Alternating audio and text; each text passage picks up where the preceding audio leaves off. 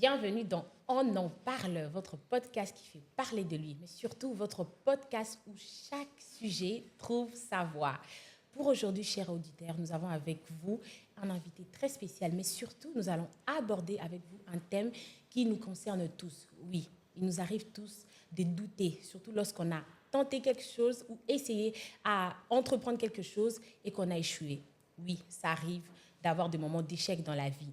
Mais ceci ne devrait pas vous arrêter. Alors aujourd'hui, nous allons mettre en lumière comment surmonter la peur de l'échec, mais aussi comment gérer cette peur-là ou l'échec et comment aussi réaliser ses rêves. Donc, je ne suis pas seule aujourd'hui. Je suis accompagnée de ma chère et belle et coéquipière, Marie-Lise. Bonsoir Marie-Lise. Bonsoir Prunelle, Comment tu vas? On a dit ça ensemble. Oui, ça va très bien. Et toi? Je vais très bien aussi. Alors, tu es prêt pour aujourd'hui? Bien sûr, comme tous les jours. Oui, évidemment. Donc, comme je l'ai dit, je ne suis pas seule avec Marie-Louise, mais on a un invité. Bon, une invitée, voilà, c'est une dame, surtout qu'on est en plein mois de mars. Donc, on prône les femmes dans notre podcast. Aujourd'hui, on a avec nous une dame que j'admire beaucoup. Moi, je l'appelle maître, parce que oui, c'est une femme de droit. Voilà, une juriste. Voilà, j'ai nommé Thérèse Banseka. Bonsoir Thérèse. Bonsoir Prunelle, bonsoir Marie-Louise. Comment tu vas? Bonsoir Thérèse. Très très bien, merci. Et je me sens tellement bien d'être ici avec vous. Et, merci en tout cas pour cette invitation. Il y a un plaisir pour nous partager, de te recevoir aujourd'hui parce qu'on sait qu'avec toi, on va apprendre et tout. On va aussi comprendre. On va apprendre à gérer notre émotion. Un des émotions voilà, qui, justement, empêche certaines personnes d'avancer, l'échec. L'échec. Alors, qui est Thérèse Banseka? Je pense que nos auditeurs... Banseka. Banseka. Heureusement. Excuse-moi. Heureusement que Marie-Louise est là. J'aimerais que je le dise juste Thérèse. C'est mieux. On évite un peu de massacrer les noms des parents. Hein? On ne veut pas que quand ton père va suivre, c'est dit, mais c'est quoi ça? C'est fâche. Alors, qui est Thérèse? Tu peux un peu te présenter et un peu parler de ce que tu fais. Comme ça, nos chers auditeurs apprennent un peu plus sur toi. Alors, merci beaucoup. Moi, c'est Thérèse Banseka. Je suis avocate. Je suis auteure du livre intitulé « Le 10 qualités indispensables pour toute personne ambitieuse ». Et je suis également fondatrice d'une plateforme dénommée Women of Vision, une plateforme qui accompagne les jeunes femmes leaders prêtes à se lancer dans l'arène du succès, dans le développement, allais-je dire, de leur plein potentiel. Alors, voilà un peu tout sur moi. Bonne casquette, hein? Très belle casquette et tu les portes très bien, à ce que je vois. Merci beaucoup, comme vous toutes. Merci. On a très hâte en tout cas. Aujourd'hui, nous allons parler de comment gérer la peur, comment surpasser justement ce sentiment-là qui nous contraint à ne pas aller de l'avant. Mais toi, Thérèse, tu nous parles de tes casquettes. Mais est-ce que tu peux, en quelques mots, nous dessiner un peu le parcours de la vie de Thérèse pour permettre un peu de situer quelques points, si pas de référence? Voilà. Alors, parce qu'aujourd'hui, on parle de l'échec. Il faut savoir que l'échec est une expérience universelle. En tout cas, on ne peut pas se dire, personne ne peut se dire ici-bas qui n'a jamais connu l'échec. On a tous connu l'échec d'une manière ou d'une autre, que ce soit déjà à l'école, que ce soit déjà même au moment où on était bébé et qu'on devrait faire nos premiers pas. À un moment, on est tombé parce qu'à un moment, on est blessé. Donc, tout le monde passe par là. Et Thérèse, oui, ça ne veut pas dire que parce qu'aujourd'hui, je m'appelle avocate, aujourd'hui, je m'appelle auteure, que ça veut dire que je n'ai jamais connu d'échec dans ma vie. Non, je suis comme tout le monde, on a tous connu d'échecs. Aujourd'hui, c'est vrai qu'on parle beaucoup de réussite et de succès, mais on ne parle pas des échecs. Alors, on prend le genre pour des personnes extraordinaires, surnaturelles. Quand on parle des entrepreneurs à succès, on se dit « Ah, lui, il n'a jamais connu d'échec ou quoi que ce soit ». C'est vrai qu'en tant qu'élève, j'ai quand même, je peux dire, j'ai été brillante en tant qu'étudiante aussi, mais il y a des moments où il y a des cours que je ne comprenais pas aussi et que forcément, j'ai dû échouer et passer en deuxième session. En parlant de ça, parce qu'on parle de parcours, j'aimerais prendre un petit exemple qui m'avait boosté lorsque j'étais en G1 à la faculté de droit. Alors, moi, je m'étais dit, je vais tout donner pour toujours passer en première session. Mais imaginez-vous quoi, la première année, on présente les examens et c'est la session ordinaire. Et malheureusement, à la fin, je réalise que je devais passer en deuxième session. J'avais échoué à 4 cours, je crois bien. Et bien que j'étais motivée, que pour moi, je devrais tout donner pour un bon départ, mais malheureusement, ce n'était pas le bon départ pour moi. Alors, il y a un cours dans lequel tout le monde avait réussi, mais pourquoi moi, j'avais échoué dans ce cours-là? Du coup, ça m'avait fait très mal. Ça m'avait fait très mal. Et quand je suis revenue en deuxième session, j'avais tellement peur d'échouer encore ce cours-là, que je voulais avoir des réponses de collègues à côté de moi. Malheureusement, avec la surveillance qui était vraiment, vraiment forte et tout, j'étais comme maintenant face à ma propre réalité pour me dire, mais écoute, maintenant que personne ne peut t'aider, vas-y avec tout ce que tu as. Et j'ai réalisé, c'est une leçon que j'avais apprise déjà en G1, que quand on est face à la peur de l'échec, parfois il faut d'abord se faire confiance et savoir comment le surmonter soi-même. La chose qui m'avait surprise et qui m'avait vraiment donné comme une leçon, c'était le fait que je m'étais dit, OK, personne ne peut me donner des réponses ici, j'en ai pas aussi, mais je vais avec ce que j'ai. Et quand j'ai donné mes propres réponses, j'ai réalisé que oui, j'avais réussi et c'était plus que ce que les autres avaient eu en première session. Je me suis dit, OK, personne ne m'a donné une bonne réponse, j'en avais pas aussi, mais je suis partie de la connaissance que j'avais. Alors c'est ça qui m'a aidée pour les autres années et tout ça. Et maintenant, parce qu'aujourd'hui, quand je me présente comme conférencière, comme auteure et tout, peut-être que d'autres personnes pensent que pour moi, ça a toujours été facile, que tout m'est réussi. Mais aujourd'hui, parce qu'on va parler à cœur ouvert, j'ai vraiment une révélation à faire. Il y a des gens, oui, on y va, calmement. C'est pas encore le moment de révélation. Oui, je vais patienter en tout cas. On va faire les après. Super. Ça me laisse le temps de pouvoir me préparer pour ça. Et puis de te dire, s'il y a des gens qui vont... Peut-être tu vas baisser dans leur estime, on ne sait pas. Par rapport à ce que tu venais de dire, parce que tu as parlé de la confiance en soi et tout. Donc, si tu as pu surmonter justement cette peur d'échouer à ton examen, c'est parce que tu t'es dit, OK, je suis seule face à personne, je dois me faire confiance. Et c'est intéressant parce que je me dis, donc, si je comprends bien, lorsqu'on est face à la peur d'échouer, il faut se faire confiance, c'est-à-dire il faut affronter justement cet échec-là. C'est parmi les choses qui vont te permettre justement de la surmonter. Si exactement, c'est vrai. Mais aussi, ce que tu dis, c'est intéressant parce que je ne sais pas si vous avez connu ça, mais quand on était en secondaire, parce que l'université encore ça va, ou secondaire, primaire, mais quand on avait des examens, on voulait toujours être à côté d'une amie là, intelligente et tout. Oui. C'est la famille de Marie-Louise, tout ça. Parce qu'en fait, tu t'es dit... Et pourtant, bizarrement, moi, personnellement, j'ai vécu ça. J'avais toujours un peu de doute sur mes réponses. J'avais toujours peur de dire, moi, vraiment, il n'y a pas d'idée, je vais échouer, tout ça. Et quand tu arrives sur ta feuille, tu hésites sur même ta réponse. Alors que ce que tu as là, elle est bonne. Et tu vas aller copier pour la vie que tu penses que c'est bien parce que justement, tu as peur d'échouer. Au final, c'est que toi, tu aurais pu prendre.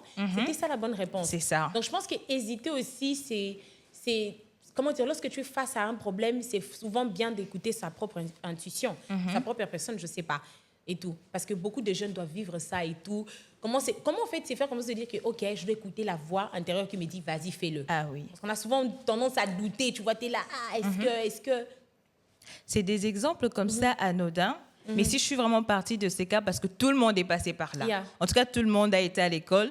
Tout le monde s'est retrouvé une fois face à un certain doute par rapport à tes réponses, à un examen. Parce que, l'examen, ça a toujours été une épreuve. Mais la vie aussi, dans la vie, il y a plusieurs épreuves. Et face à ces épreuves-là, si pendant ces cursus-là par lesquels tout le monde passe, on a su gérer et apprendre certaines leçons, même quand on sera face aux grandes épreuves de la vie et qu'on y va de la même façon, avec la même confiance, la même assurance, tout en tirant les leçons de ce qui nous est arrivé quand on était, par exemple, sur le banc de l'école, on saura toujours comment gérer.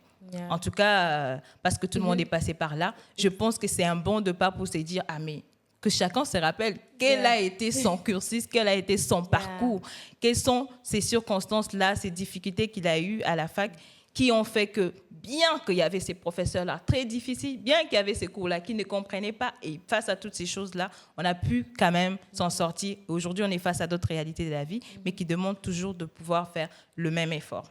Est-ce que tu penses que la peur de l'échec peut se transformer en motivation positive pour atteindre ses objectifs? La peur de l'échec, C'est-à-dire, tu as eu cette peur, mais tu as réussi à le surmonter et finalement, ça a été une source de motivation pour toi. la peur de Soit, l'échec, quelles sont, je pense que je vais reformuler, quelles Oui. sont les stratégies efficaces pour justement transformer cette peur de l'échec en motivation pour atteindre ses objectifs? alors déjà, quand on est face à la peur de l'échec, il faut se dire que oui, c'est quelque chose qui est déjà devant moi. Alors, comment je fais pour surmonter? Parce que c'est pas à force de rester là, d'avoir peur que quelque chose de bien va se passer ou qu'il y aura un changement. Non, parce que qu'il quand tu faut te concentres continuer à avoir des sur échecs. ta peur, quand tu te concentres sur ta peur, tu as du mal en fait à pouvoir affronter l'épreuve qui est devant toi. Parce qu'en fait, je pense que à un moment donné, il faut se dire, ok, c'est bon, j'ai peur, ok, mais maintenant je fais quoi? Soit je ne fais rien ou je fais quelque chose. Voilà pourquoi il faut qu'on parle plutôt de comment l'échec peut être une source de motivation et non la peur de l'échec. Parce que déjà, la peur de l'échec ne peut pas être une source de motivation. Ok. Quand tu as déjà peur, tu ne pourras rien faire. Parce que la peur, par contre, apporte la procrastination, le manque de confiance en soi. Mais l'échec, si tu le considères juste comme l'échec en soi, mais en tout cas, ça peut t'aider à pouvoir surmonter, ça peut devenir là une source de motivation. Alors, si je comprends bien, l'échec, tu dois prendre ça comme quelque chose de normal. On doit arrêter de se dire « Ah, j'ai échoué, dédramatiser ». Mais lorsqu'on échoue, c'est dire plutôt que « Ok, si ça n'a pas marché la première fois, ça finira par marcher. » Même si la deuxième ou la troisième, ça ne marche pas. Mais tant que c'est, par exemple, un rêve ou quelque chose que tu as envie de faire, tu sais que ça va te ramener à quelque chose de positif, de ne pas abandonner, de te dire « Ok, j'ai échoué, ce n'est pas grave, je vais tenter d'une autre manière. » Exactement. Et tout. Après, je verrai. Donc, l'échec, on va dire, c'est un processus pour la réussite, en fait. Exactement. Si je comprends bien. Tu l'as très, très, très, très bien dit. L'échec est un processus vraiment de la réussite. Et vous allez remarquer avec moi, vous allez être d'accord avec moi, qu'à chaque fois qu'on a échoué, mais on se pose toujours des bonnes questions. Pourquoi j'ai échoué? Pourquoi tel a réussi et moi, je n'ai pas réussi? Qu'est-ce qui n'a pas marché dans ces cas-là? Dépend, hein. Ça dépend. Ça t'est jamais dépend d'une arrivé à personne toi? à une Développe, autre. Marie-Lise. Oui. Oui. Oui, parce que moi, je me dis, c'est tout est question de mentalité. Yeah. C'est-à-dire que l'analyse de l'échec, l'analyse après l'échec, Oui. ne se fait pas de la même manière chez tout le monde. Il y a des gens qui Ça, vont c'est vrai. prendre ça comme une occasion d'abandonner. Ah Une oui, personne qui ça, c'est entreprend vrai. dans un domaine donné et qui rencontre un échec se dit, c'est pour moi un signe de laisser tomber, ça veut dire que c'est pas pour moi et tout. Oui. Et une autre personne, comme tu dis, va se dire, ok, bon, j'avais des concurrents, qu'est-ce que eux font que moi j'ai pas pu proposer, que je peux faire maintenant pour éventuellement réussir la prochaine fois. Donc vraiment, ça dépend d'une personne à une autre. Je crois que c'est même ça le déclic en fait, Ah oui, qui va oui, oui. différencier Prunelle de Marie-Louise. C'est Cette ça. analyse-là et de se dire que ok, la bonne façon de faire, ce serait plutôt de prendre l'échec comme un levier, prendre l'échec comme un moyen pour nous de bondir, pour aller mieux en fait. Parce que moi, je me dis aussi, je ne sais pas pour vous, mais toutes les fois où j'ai entrepris, où j'ai fait des choses et que ça a toujours réussi, Oui. je crois qu'on n'apprend pas tellement. Ah, ça, c'est vrai. On n'apprend pas tellement de nos échec réussites que de nos... Parce que quand on réussit, ben on réussit. On se dit que Et tu ne c'est fournis qu'on est même plus bon. le même effort. Oui, Je sais c'est pas qu'on est si- bon. Ça arrive souvent, oui. C'est qu'on ça on arrive. veut forcément... voilà. Mais quand on échoue, c'est là qu'on se pose les bonnes questions. C'est là que vraiment, on peut maintenant se projeter et se dire qu'au moins, on sait que A n'a pas marché, B peut marcher, C peut marcher, tu vois un peu. Donc, je crois que c'est plutôt la mentalité. Et moi, je oui, pense oui, que ça à voir, apporte oui. aussi de l'expérience. Hein. C'est vrai. Pour moi, c'est pas parce que tu as fait 10 ans dans quelque chose que tu es très, très expérimenté parce que tu as réussi. Mais je pense qu'à force aussi d'avoir vécu de moments, on va dire d'échecs, Oui. d'avoir vécu de situations où ça n'a pas marché, ça t'apprend sur la vie.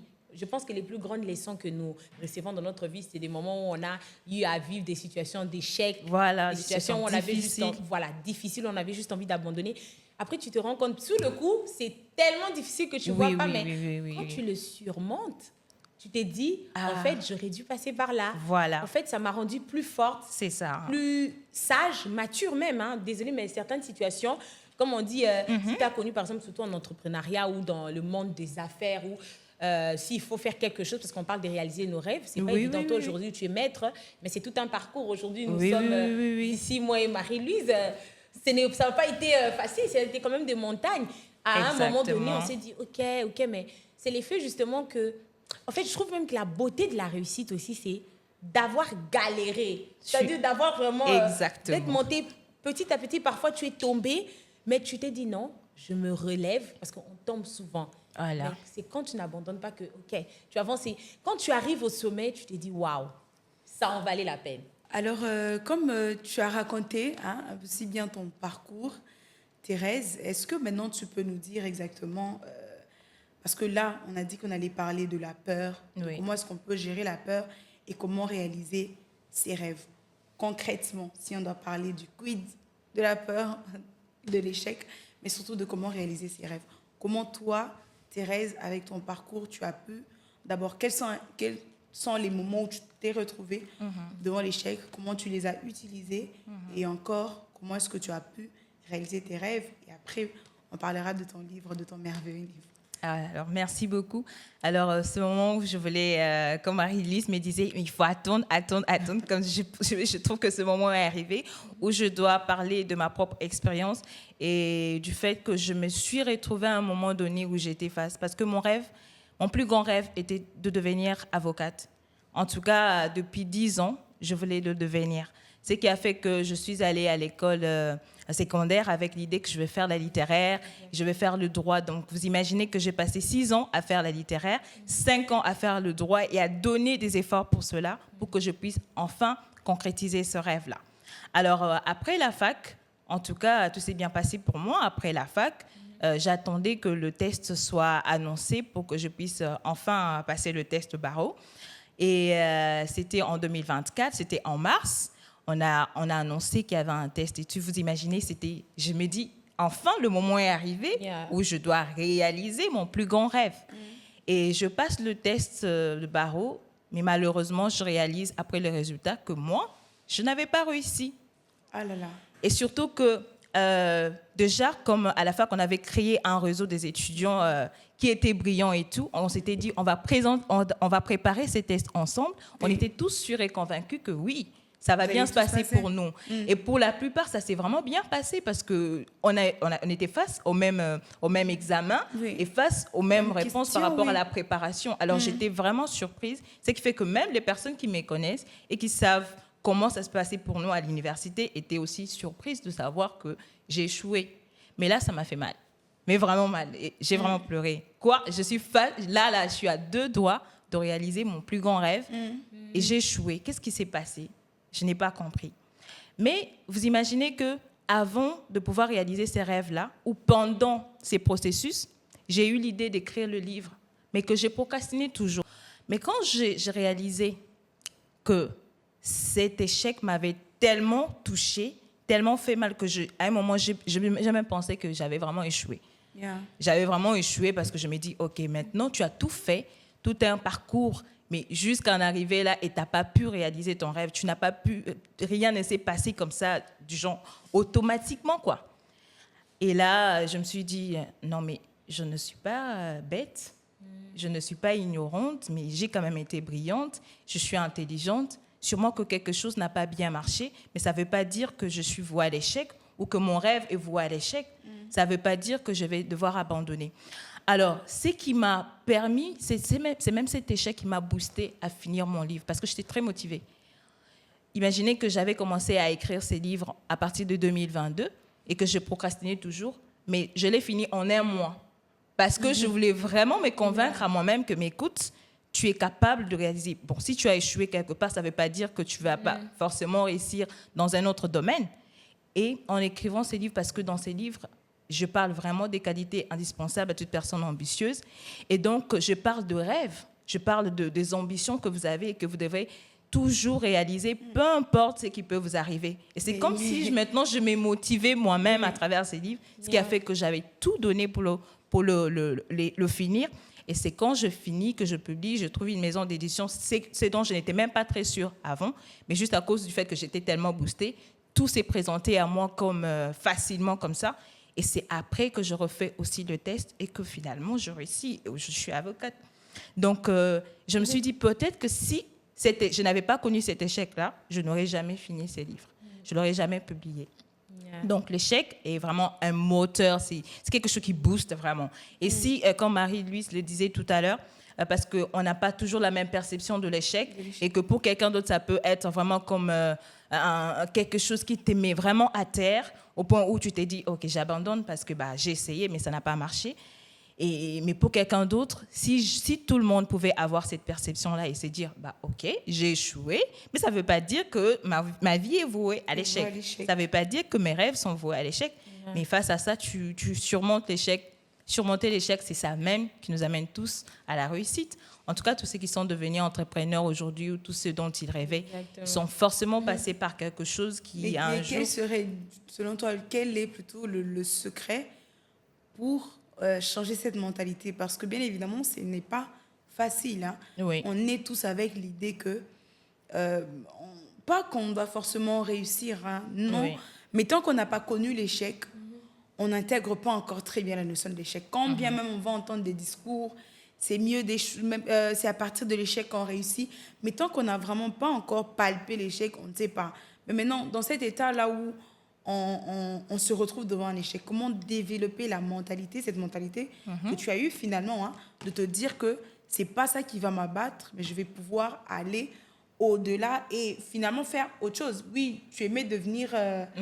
avocate, c'était ça ton rêve. Mais sur l'instant T, tu ne l'avais pas réalisé parce que tu avais échoué. Exactement. Donc, à ce moment-là, c'était brisé. Mais comment toi, de ton côté, ou du moins, quels sont les points que toi, tu peux donner comme conseil à une personne comme ça pour être un moyen pour cette personne-là de développer cette mentalité, on va dire, de guerrière, cette mentalité? Oui, sincèrement, tout commence par la perception. Tu l'as si bien dit.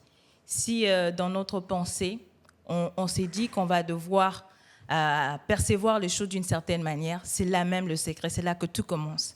Si déjà, dans ma tête ou dans votre tête, dans la tête de quiconque se retrouve face à l'échec, tu t'es dit qu'il n'y a pas d'échec, il n'y a pas de réussite, allais-je dire, sans échec, mais là, tout a changé en fait pour toi. Tu t'es dit, mais en tout cas, je n'arriverai jamais à réussir si je n'ai pas connu d'échec. Yeah. Toutes les personnes qui ont pu vraiment aller jusqu'au bout de leurs rêves, c'est parce que les échecs leur ont amené vraiment à prendre des leçons, des bonnes leçons, de se dire, ah oui, sûrement que j'avais eu à commettre une erreur quelque part, mais je ne veux plus refaire la même erreur. Donc, considérez déjà qu'il n'y a pas de réussite sans échec. Parce qu'il n'y aurait pas aussi dans les dictionnaires réussite sans qu'il y ait aussi mot échec. Voilà, parce que ça s'est contredit. Mais on a besoin de deux pour arriver vraiment à atteindre nos objectifs. Donc, tout commence par... de mentalité, oui. Voilà, la mentalité. Alors, Thérèse, quelles sont les principales causes de la peur, de l'échec, à ton avis?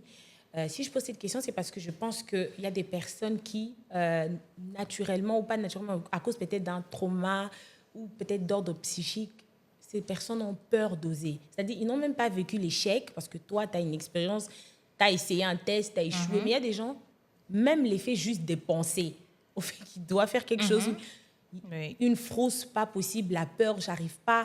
En fait, ils veulent même pas sortir de leur zone de confort pour se dire, OK, parce que oui, quand tu affrontes aussi ta peur, tu sors un peu de cette coquille où tu étais, tu dis, OK, je vais bouger, je veux voir ce que ça donne. Parce qu'entreprendre ou réaliser ses rêves, ce n'est pas évident. Il y a des personnes qui, justement, vivent ça ou rien que s'imaginer, ce n'est pas possible. Alors, quelles sont les causes généralement et comment, justement, cette personne peut identifier? Parce qu'il y a des gens qui ne savent même pas qu'elle a déjà cette peur d'échouer. Comment l'identifier, mais aussi comment surmonter ça pour ces personnes-là qui, justement, ça vient d'un point de vue peut-être psychique, dû à un trauma ou je ne sais pas. Voilà. Oui. En tout cas, parmi les principales causes, il y a d'abord le manque de confiance en soi. Okay. On est tous d'accord que quand tu ne peux pas te faire confiance, tu ne vas jamais rien faire. Non, et tu ne feras pas confiance aux autres. Parce que même si tu fais confiance aux autres, et même s'ils arrivent quand même à te convaincre, tu ne sauras pas te convaincre toi-même. Tu vas te dire, peut-être qu'il ne me voit pas comme moi, je me vois vraiment. Peut-être qu'il se trompe.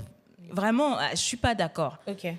Parce que toi-même, déjà, tu n'as pas confiance en toi. Tout à l'heure, je donnais l'exemple d'être face à un examen dur, mais tu t'es dit, il faut que je m'attende d'eux autres, et ces autres ne peuvent rien pour toi en ce moment-là, mais à ce moment, il faut que toi-même, tu donnes quelque chose. Imaginez, au moment où je me suis dit, OK, maintenant, écoute, tu es face à cette réalité, donne ce que tu as. C'est une confiance en soi, ce que tu as. Tu t'es dit, j'ai confiance en moi-même. Même si je n'ai pas toutes les réponses, mais au moins, quelque chose de bon va sortir de moi. C'est ça.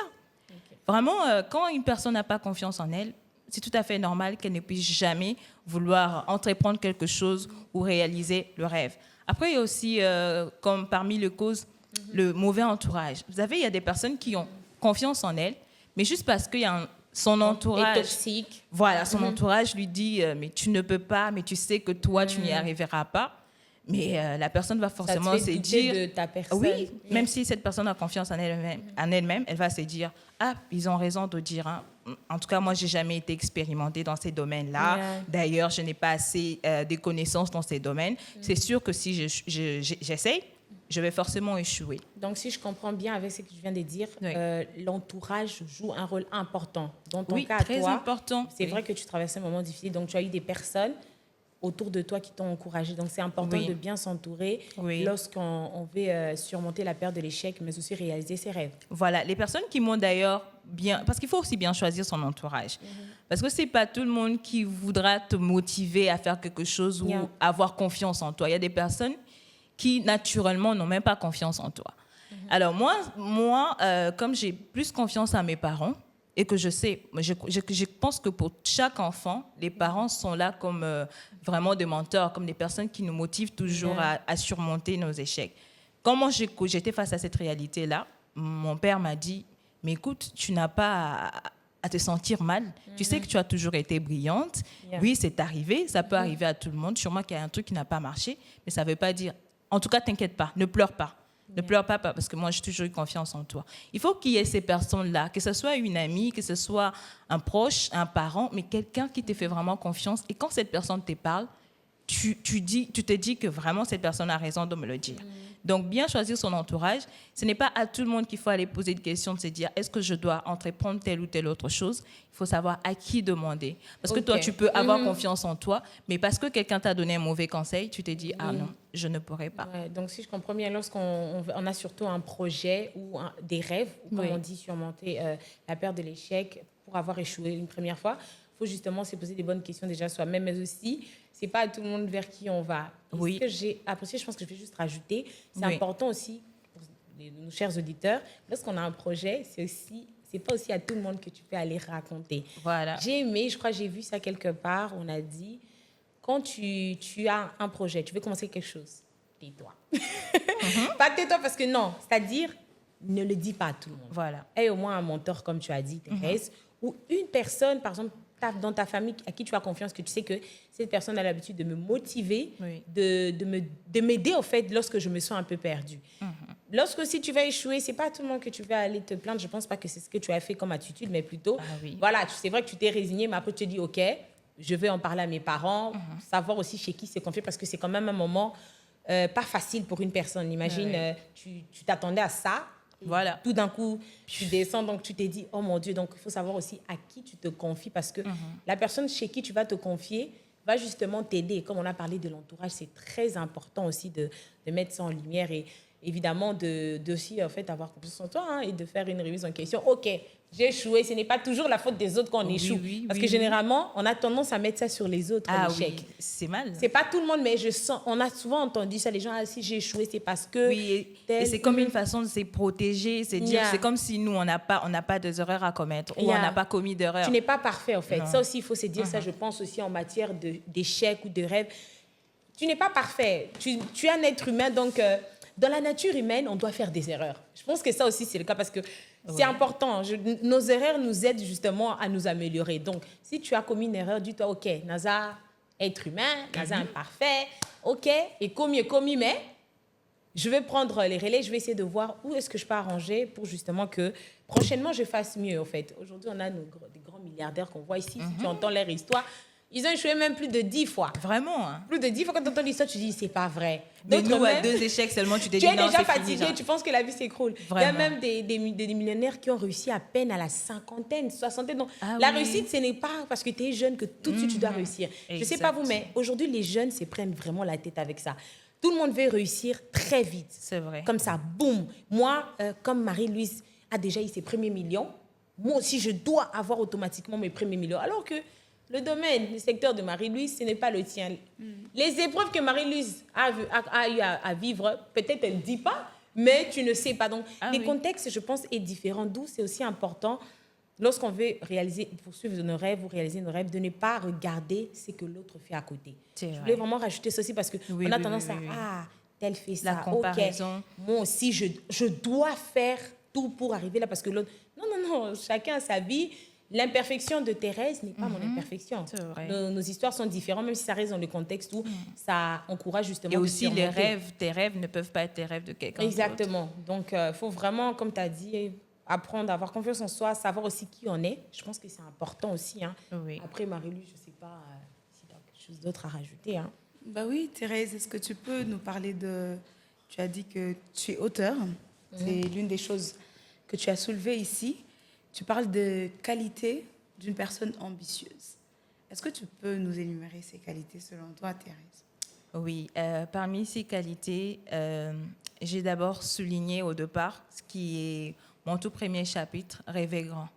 En tout cas, toute personne ambitieuse rêve toujours grand. Au point où on s'est dit, mais toi, t'es fou ou t'es folle? Tu penses que la chose là que tu veux réaliser, tu penses qu'elle va vraiment arriver? Toutes les personnes ambitieuses veulent toujours faire quelque chose de grand, réaliser un rêve en grand. Ça, on le retrouve auprès de toute personne qui est ambitieuse. Et le courage.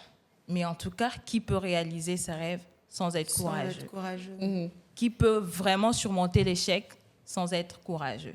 Tout le monde a besoin du courage, mais surtout une personne qui est ambitieuse, une personne qui est motivée et déterminée à réaliser ses rêves.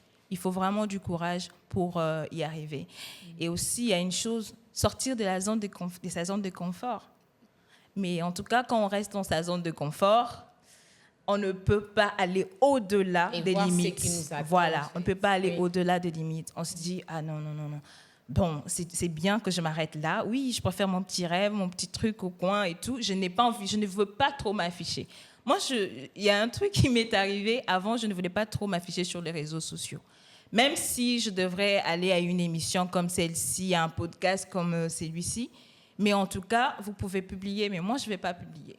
Parce que j'ai comme l'impression que les gens vont me regarder d'une certaine... Pas maintenant. J'avais comme dans le regard des autres était... Voilà, le regard des autres. J'avais comme l'impression que les autres allaient me regarder d'une certaine façon, comme si c'est moi qui...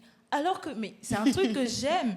J'aime parler. Ou soit tu vas voir des imperfections. Voilà. Oh, tu avais dit ci, ça, oui, et puis si tu as mal parlé ou tu as commis gaffe, mais ça va sortir. Hein, surtout quand c'est avec les émissions et tout ce qu'on a vu par rapport aux émissions, comment certains comédiens pouvaient revenir sur certains extraits des émissions où quelque chose a été mal dit. Et la personne prend sa dit, ah mon Dieu, je ne veux pas que ça m'arrive. Voyez un peu, si tu veux vraiment te protéger au point où tu t'effaces en fait, tu effaces tes rêves, tu effaces tes ambitions.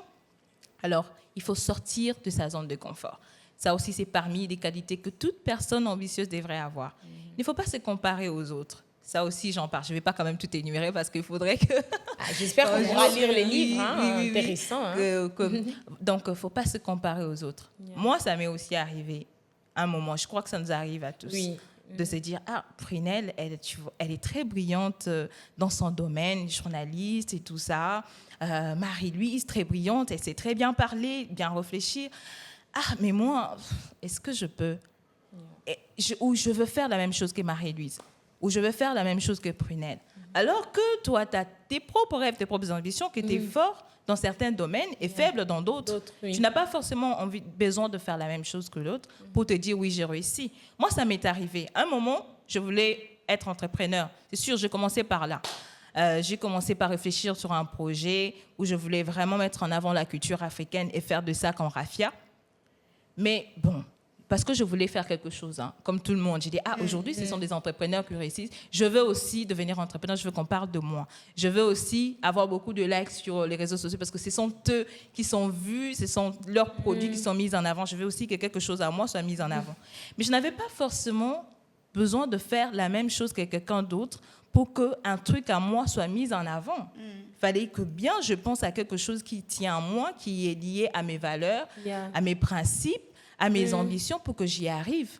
À un moment donné, je me suis dit, OK, je peux aussi avoir quelque chose à donner, mais pas forcément la même chose que Prunelle ou Marie-Louise ou tel autre entrepreneur. Je peux découvrir quelque chose que moi j'aime. Moi, j'aime beaucoup parler. J'aime bien parler. C'est vrai que je suis timide, que je ne parle pas beaucoup, que dans une discussion, je peux vraiment rester très, très, très calme avant d'être sûre que je suis à l'aise pour discuter. Mais quand je suis face à une émission, à une conférence, mais j'aime vraiment faire ça. J'aime ça. Yeah. Et j'ai découvert que c'est un truc que j'aime et j'ai dit, bon, je peux aussi me démarquer dans ces domaines-là et je peux aussi être sollicitée si je donne le meilleur de moi dans ces domaines-là. Et donc, forcément, je me suis dit, OK, mais... Et je réalisais que dans ces domaines qui me plaisent à moi, j'ai eu des opportunités et des sollicitations vraiment qui cadrent avec mes objectifs. Je n'avais pas forcément besoin de faire la même chose que les autres. Mais l'erreur, c'était de me comparer aux autres. Et on a forcément tous commis cette erreur-là.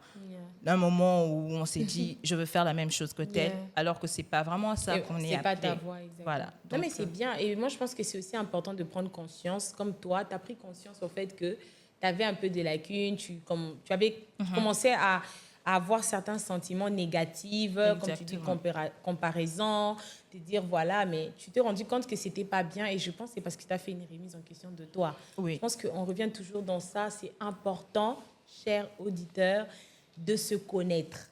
Aujourd'hui, si tu ne te connais pas, en tout cas, peu importe ce que tu vas faire dans la vie, tu verras toujours que ça ne marche pas jusqu'au jour où tu vas te connaître te retrouver dans et ton faire domaine. Vraiment ce qui est censé être fait pour propre toi. À toi. Voilà, oui, moi, oui, par oui. exemple, juste mon exemple, par exemple, en matière d'études, peut-être peu de gens le savent, mais moi, je me suis perdue. J'ai mon bac, je fais littéraire, parce que de base, j'aimais beaucoup les écritures. En fait, je me disais, soit je fais le droit, soit je fais journalisme, soit je deviens écrivaine, parce que j'aimais beaucoup lire, j'aime toujours. Oui. Et voilà, c'était vraiment des trucs que j'aimais. Après, il y avait la mode que j'aimais beaucoup, parce que je suis beaucoup de télé-réalité. Oui. Bon, après, je pense que c'est à cause de mes parents, ma mère, qui, elle, est dans ça, tout ça. Donc, moi, c'était, oh là là là là, j'ai dit, bon, je vais lancer dans le design. J'aimais, mais à l'époque, je me rendais pas compte qu'il y a une différence entre, tu vois, tu aimes quelque chose, mais c'est pas ton truc. Oui, c'est ça. En vrai, il faut se dire, tu peux aimer quelque chose, mais c'est loco. Voilà. Tu n'es pas censé faire. Voilà. Tu n'es pas appelé à le faire. pour ça. Alors, je me permets d'aller à l'ISAM. Je dis bien, je me permets. Par malheur ou par bonheur. Je ne sais pas comment t'expliquer parce que c'était vraiment, je me permets. Quand je fais ça, mon père, il est outré. Comment? Pourquoi? Non, c'est vraiment une vraie histoire. Mon père, il est choqué. Tout le monde, mais what?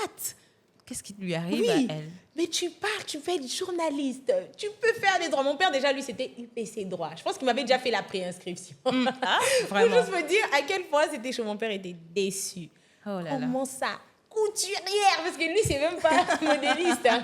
C'est couturière. Et de moi, là aussi, convaincue, j'ai dit, j'aime la mode. OK.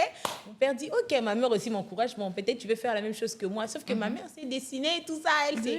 Mais moi, je ne sais même pas dessiner. Mais en fait, c'était vraiment comme je dis, tu te jettes dans l'eau, en fait. Ah oui. Il fallait que je vive ça pour comprendre que c'est pas fait pour moi. C'est vrai. J'arrive là-bas, donc je me rends compte que c'est un autre monde. Mais au lieu même d'arrêter au début, je fais quand même une année. 2 ans, mais je suis perdue. Tu vois, quand tu es quelque part, tu fais quelque chose, mais c'est pas toi. Tu ressens que j'essaie quelque chose et Simbaté. Pendant que les amis faisaient bien leurs histoires, moi, je devais même refaire ça même 10 fois pour arriver. Pourtant, c'était des trucs simples. Des fois, les professeurs me disaient, mais toi, tu n'as pas fait la couture et tout. Hein, comment ça et tout. Pourtant, il y avait des filles qui n'avaient pas fait, mais qui aimaient tellement. C'était tellement ça, elles avaient le don. Et puis, voilà. Mais moi, je te dis, j'ai galéré. En tout cas, faire quelque chose que tu... En fait, il faut...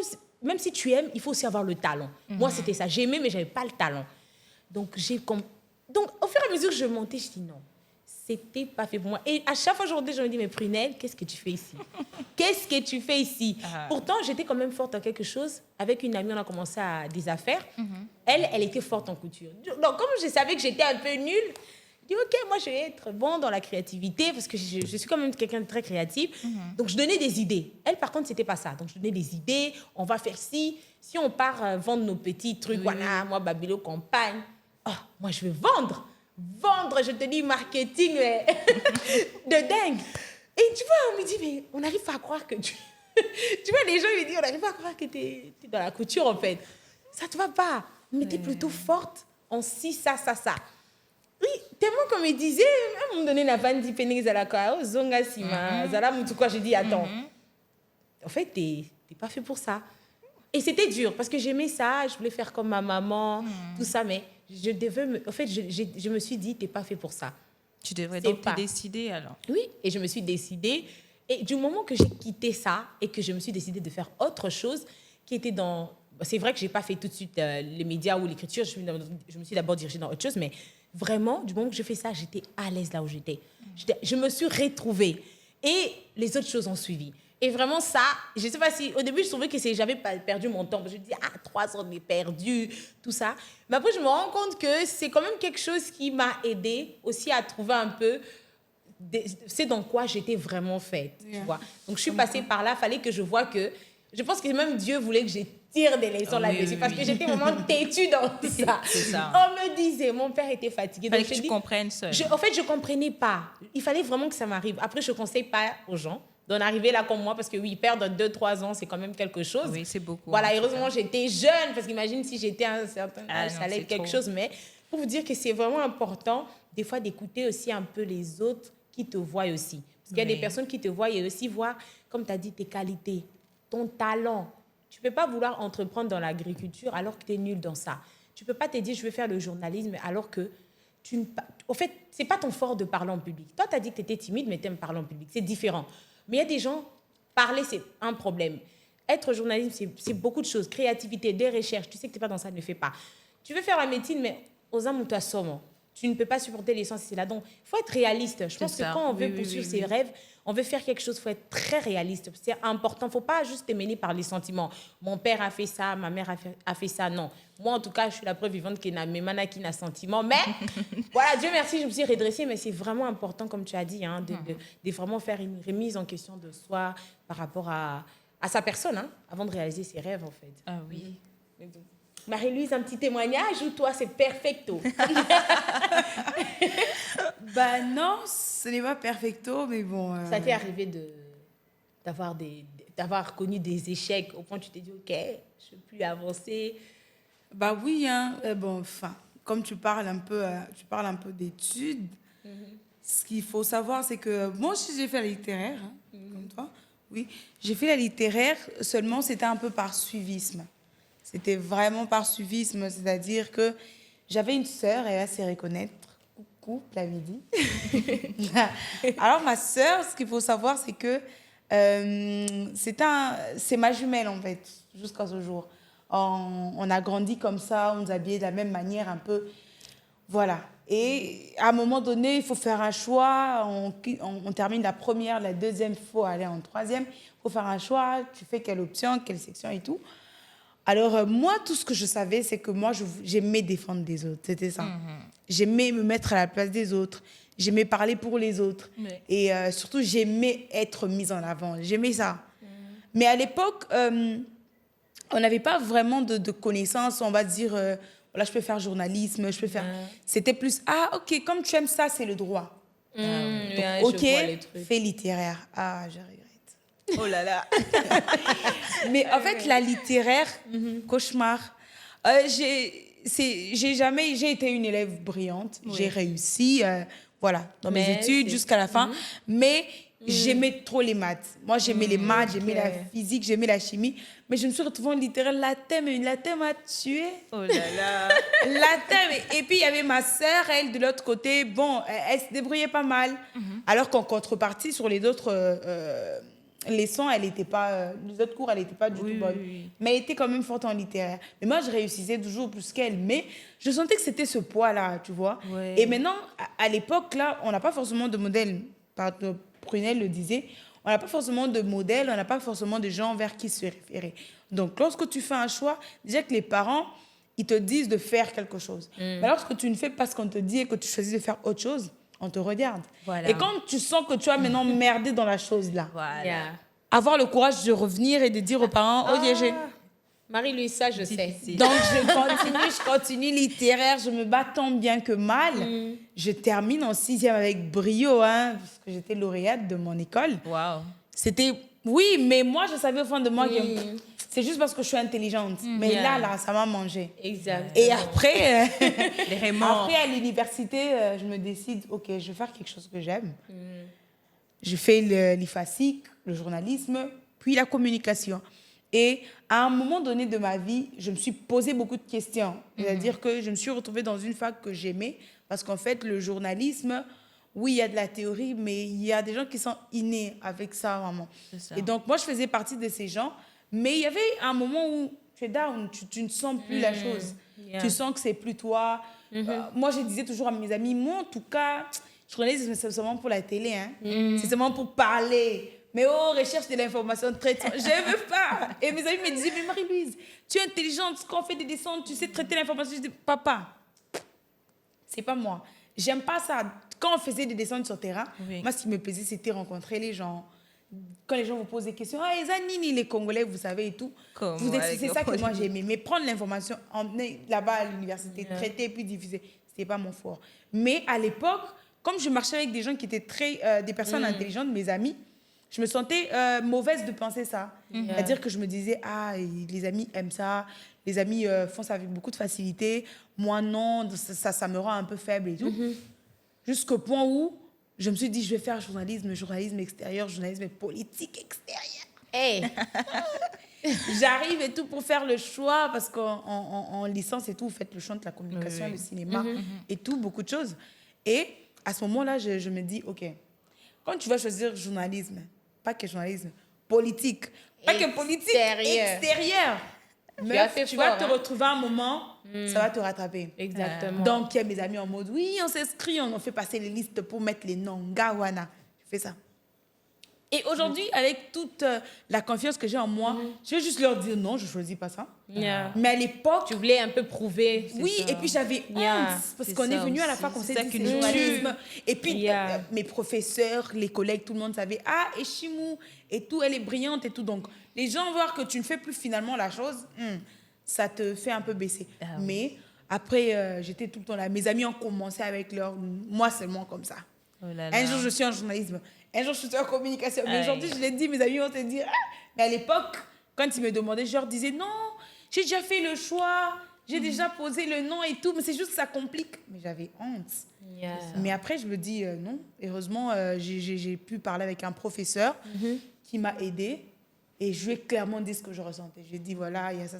Il m'a dit, oui, je sais que tu es brillante, mais il faut suivre ce que tu ressens. C'est ça. Voilà. Tu peux avoir des capacités pour faire le journalisme, mais tu peux les utiliser en communication. Tu n'es pas obligé de faire le journalisme. Yeah. So, je vais m'inscrire avec beaucoup de brio en communication. Et c'est comme ça que j'ai continué, j'ai terminé mes études et aujourd'hui, je travaille dans la com. Alors, Thérèse, pour clore ces débats, parce que oui, c'était très intéressant, on a tellement à dire, mais on a aussi eu le témoignage de chacune d'entre nous qui était très édifiant, qui, j'espère, va aider ces jeunes auditeurs et surtout les femmes. Tu sais qu'on est en plein mois de mars. Alors, quel conseil tu donnerais à cette jeune femme? On ne dit pas que les hommes, vous n'allez pas écouter, vous pouvez toujours prendre aussi conseil, mais à cette jeune femme qui va t'écouter, qui aujourd'hui, justement, veut justement surmonter cette peur ou est paralysée par le fait, elle hésite, ou soit elle a déjà eu à entreprendre, mais elle a échoué, elle s'est dit, oh non, c'est pas possible. Ou cette jeune qui, elle est tellement dans sa zone de confort qu'elle a peur de sortir et pourtant, elle a des rêves, elle a des ambitions, mais elle est perdue, elle s'est dit, non, je ne peux pas. Quel conseil tu donnerais à cette jeune fille aujourd'hui qui te suit? Moi, le conseil que je vais donner à une jeune fille, c'est de se dire, il n'y a pas de réussite sans échec. En tout cas, on ne peut pas parler de réussite sans parler d'échec. Il faut se dire qu'il faut forcément à un moment donné accepter. Il faut accepter l'échec et se dire oui, j'ai échoué, mais ça ne fait pas de moi quelqu'un qui ne va jamais réussir dans la vie. Je vais apprendre de mes erreurs, je vais voir où ça n'a pas marché et donc prendre le devant et me dire je vais quand même réaliser mes rêves. Et au-delà de tout, cultiver la confiance en soi, c'est très important. Parce que quelqu'un qui a tellement confiance en lui-même, en ses rêves, même si on lui dit tu vas jamais y arriver, la personne va te dire je vais y arriver. Exactement. Et quand tu as confiance en toi, tu vas forcément y arriver. Et ceux qui n'avaient pas confiance et qui ne croyaient pas te diront, en tout cas, on avait eu tort de ne pas te croire. On avait eu tort de penser que tu ne pouvais pas y arriver. Alors, ayez confiance en vous. Faites preuve de courage. Dites-vous toujours, oui, c'est difficile. Oui, beaucoup de personnes ont connu l'échec. Je ne suis ni la première ni la dernière personne à connaître l'échec, mais je vais quand même faire preuve de courage et surmonter cet échec-là. Et ayez des rêves. Rêvez grand, en tout cas. Ayez des rêves, c'est important. Parce que vous ne pouvez pas avancer dans la vie comme ça sans objectif.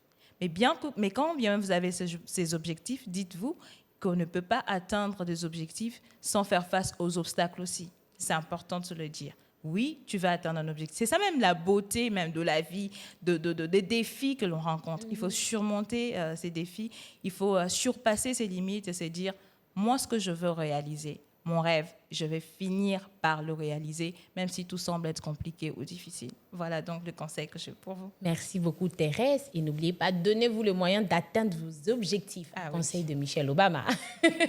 Ça. Alors, merci, Thérèse. Mais surtout, vous qui êtes ambitieuse, si vous avez besoin d'en savoir plus sur les livres de Thérèse, qui est le 10 qualités indispensables pour toute personne ambitieuse, qui est disponible sur Amazon, c'est ça? Oui, oui. Amazon. Et si vous voulez plus savoir l'avoir en dur, Thérèse est sur les réseaux sociaux, Instagram. Thérèse Baconseca. Exactement, ça sera affiché juste en bas. N'hésitez pas à vous abonner et si vous avez besoin de plus de conseils, notre experte est là. Merci beaucoup. Ça, c'est une nouvelle casquette, mais j'accepte. Voilà, merci beaucoup Thérèse de nous avoir accompagnés lors de notre débat. Marie-Louise, comme toujours. Voilà. Alors, portez-vous très bien et n'oubliez pas, chères femmes, soyez confiantes, soyez ambitieuses, rêvez grand, c'est important.